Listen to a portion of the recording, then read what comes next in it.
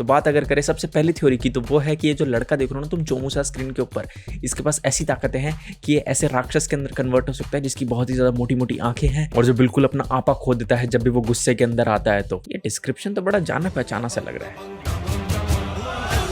नहीं, उस तरफ नहीं जाते हैं। टाइलर की बात कर रहे हैं हम। टाइलर जो कि रीजन था सारी मौतों का जो भी इस सीजन के अंदर हुई, वो दरअसल एक दुश्मन नहीं एक दोस्त है। जी हाँ, ये पहली थ्योरी है, क्योंकि वो मैरलिन थी जो कि उसको मैनिपुलेट कर रही थी लोगों को मारने के लिए। वो असली में लोगों को मारना नहीं चाहता था, बट ये थ्योरी है ना मुझे थोड़ी नकली लगती है। There is a reason for that, क्योंकि जब पहली बार वेडनेसडे टाइलर से मिल रही होती है ना और उसकी कॉफी मशीन खराब हो जाती है और उसमें से वो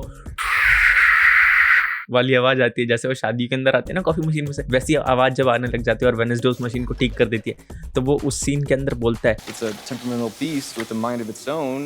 वो डायलॉग जो है ना वो दरअसल वो अपने लिए बोल रहा है, even though it looks as if he doesn't have his own mind, but in reality that is not the case. और फिर बाद में भी हमें उसकी तरफ से जो डायलॉग्स वगैरह देखने को मिलते हैं ना फाइनल एपिसोड के अंदर, कि मुझे अच्छा लगता था लोगों को मारना, ये वो है ब्लड वगैरह सैडेस्ट चीजें जितनी भी थी वो सब पता चलती, तो उसके बाद ये क्लियर हो जाता है कि हाँ यही हरामी है, ये मेन विलन के मेन हथियारों में से एक रहने वाले लोग हैं। हाँ, तो ये थियरी तो मुझे नहीं लगता सही है। उसके बाद जो थ्योरी आती है वो है कि सीजन 1 के एंड के अंदर जिस स्टॉकर का जिक्र हुआ है ना, जो कि मैसेज करता है वेडनेसडे को कि अरे कहाँ जा रही हो बहनिया, कहाँ, अभी हम भी जिंदा हैं।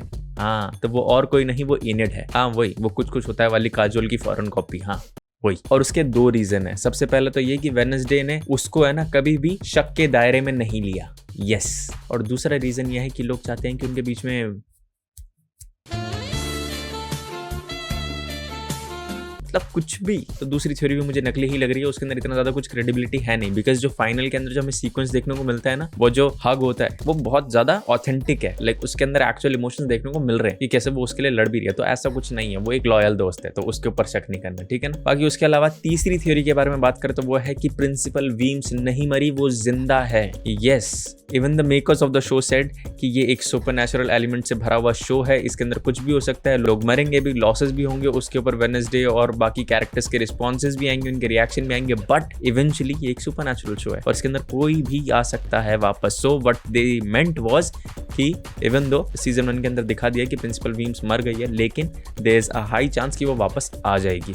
And yes, this is a theory which I think कि सही है, क्योंकि जिस तरीके से वो मरी थी ना, जितनी ज्यादा सडन डेथ उसको दे दी थी, वो लॉजिकल नहीं लगी थी। भैया ये वक्त के दायरे से निकले हुए लोग हैं, कुछ पल मुश्किलों के नहीं मार सकते इनको। उसके बाद जो चौथी और फाइनल थ्योरी है सीजन 2 की, वो है मेन विलन के बारे में कि कौन होने वाला है, किसके अराउंड होने वाला है। इस बार तो नेवरमोर एकेडमी के अराउंड घूमता है पूरा शो, लेकिन सीजन 2 के अंदर जो मॉर्निंग सन कल्ट है ना, जिसके बारे में बियांका की मम्मी ने उसको बताया था कि कैसे वो ऐप वगैरह के अंदर इन्वेस्ट कर रहे हैं, जिससे वो लोगों को ये एक मिराज क्रिएट करेंगे कि आपकी जिंदगी सफल हो जाएगी, सुधर जाएगी, लेकिन ऐसा कुछ नहीं है। वो वैसे ही स्टार्टअप वाला वो फ्रॉड काम है जिसके अंदर बस इन्वेस्टमेंट उठानी है और बाद में लोगों को चूना लगा के उनका काटना है। तो वही हरकत वो अपना रहे।